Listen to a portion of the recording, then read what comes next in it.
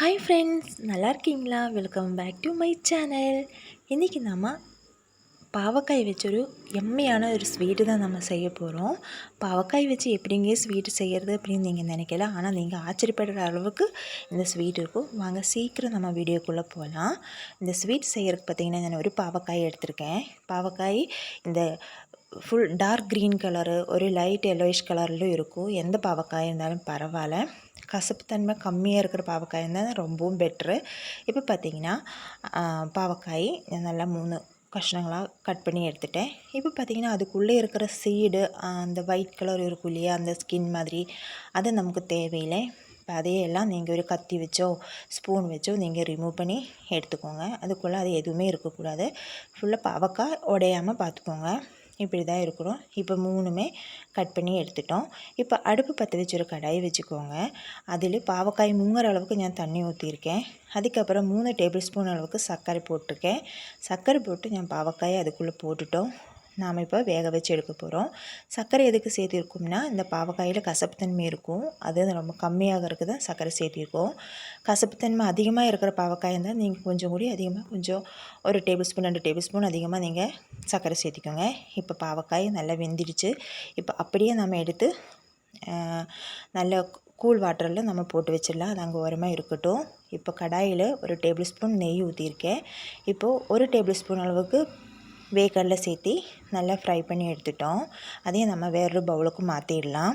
இப்போ அதே பவுலில் ஒரு டேபிள் ஸ்பூன் அளவுக்கு அவில் எடுத்திருக்கேன். உங்கள்கிட்ட ஒயிட் அவிலாக இருந்தாலும் சரி, ரெட் கலர் அவிலாக இருந்தாலும் சரி, அதையும் நம்ம நல்லா ஃப்ரை பண்ணிக்கலாம். அது பொரிஞ்சு வர வரைக்கும் ஃப்ரை பண்ணி எடுத்துக்கோங்க. அதுக்கப்புறம் வேறு பவுலுக்கு நம்ம மாற்றிடலாம்.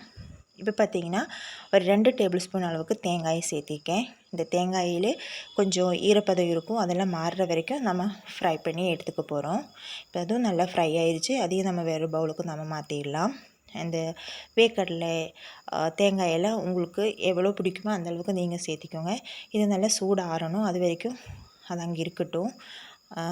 அதுக்கப்புறம் நாம் இதை பொடி பண்ணி எடுக்க தான் போகிறோம்.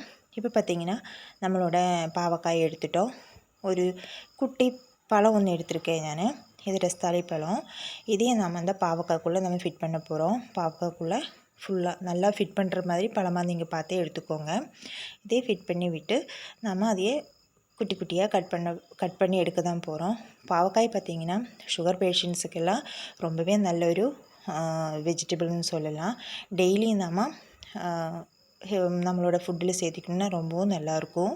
அவங்களுக்கெல்லாம் இந்த மாதிரி ஸ்வீட்டே அவங்களுக்கு சாப்பிடக்கூடாது. ஆனால் இந்த மாதிரி செஞ்சு கொடுத்துட்டாங்கன்னா அவங்களுக்கு எந்த ஒரு கெட்ட எதுவுமே நடக்காது. இந்த மாதிரி நீங்கள் செஞ்சு கொடுத்துடலாம். வீட்டில் யாராவது இருந்தாங்கன்னா நீங்கள் செஞ்சு கொடுத்துடலாம்.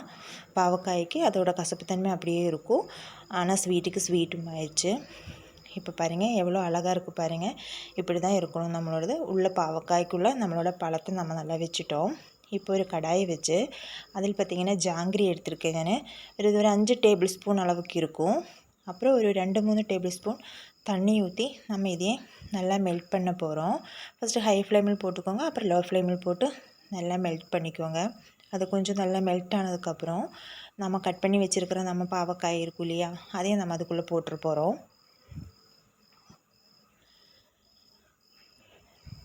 எல்லாமே நல்லா முங்குற அளவுக்கு நல்லா எவ்வளோ பிடிக்குமோ அந்தளவுக்கு நீங்கள் போட்டுக்கோங்க.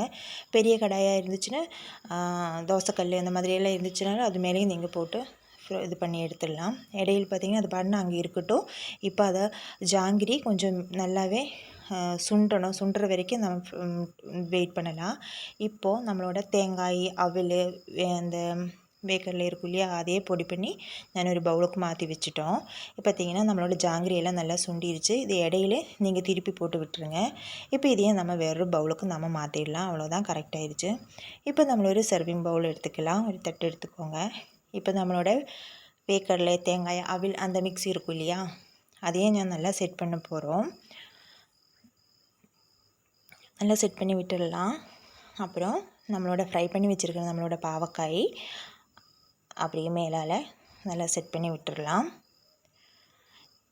இது இப்படி தான் சாப்பிட்ணும் அப்படிங்கிறது கிடையாது. இப்படி தான் சாப்பிட்ணும். ஆனால் நான் இப்போ கொஞ்சம் ஒரு வீடியோக்கோசரம் நல்லா செட் பண்ணி எடுக்க போகிறோம். இப்போ மேலால் கொஞ்சம் ஜாங்கிரி ஊற்றி விட்டுட்டோம்.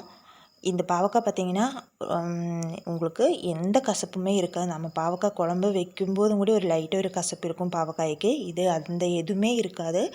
நீங்கள் சின்ன பிள்ளைங்க கூட நம்ம சாப்பிடலாம். பாவக்காய் பிடிக்காதவங்க கூட இந்த ரெசிபியை நீங்கள் செஞ்சு கொடுத்துட்டாங்கன்னா சாப்பிடுவோம்.